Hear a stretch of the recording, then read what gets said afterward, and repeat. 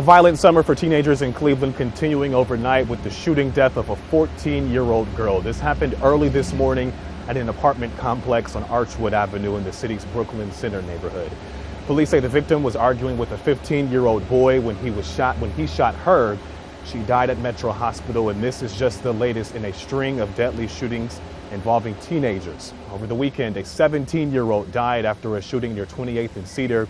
And last Wednesday, a 16-year-old Glenville High School football player was shot and killed just steps away from his school. Back out here live tonight, I'm joined now by Cleveland City Councilman Kerry McCormack. You are the councilman here in Ward 3, where this meeting is scheduled to start.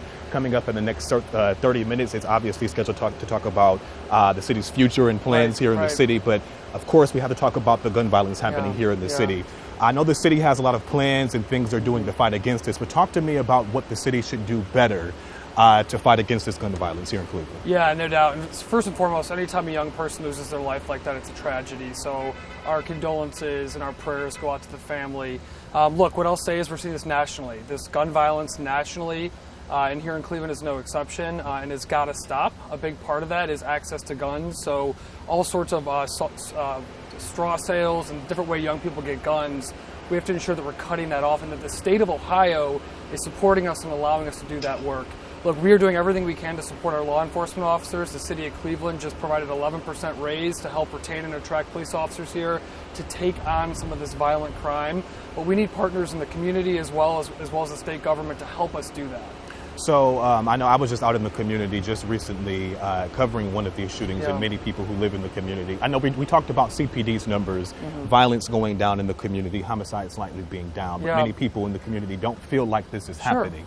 What do you say to these people who concerned? No doubt. Look, the data shows us that violent crime in the city of Cleveland is decreasing. However, if this happens to you, your family member, your neighbor, it doesn't matter, right? So to the community, again, we say that the city is stepping up to do everything we can to retain and attract police officers. We will continue to fight and work with the state of Ohio to ensure these gun sales, illegal gun sales, backyard gun sales, are being stemmed within the state. We know that that's what a lot of these guns are coming from.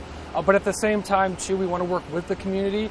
So when they know something, they see something, please, you can anonymously report that to Crime Stoppers and otherwise to ensure that we're stemming this really tragic activity.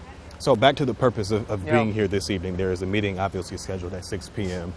With city leaders, yourself, Mayor Bibb. Talk to me, what is the purpose of tonight's meeting? Yeah, so we're just over 8 months into this new term.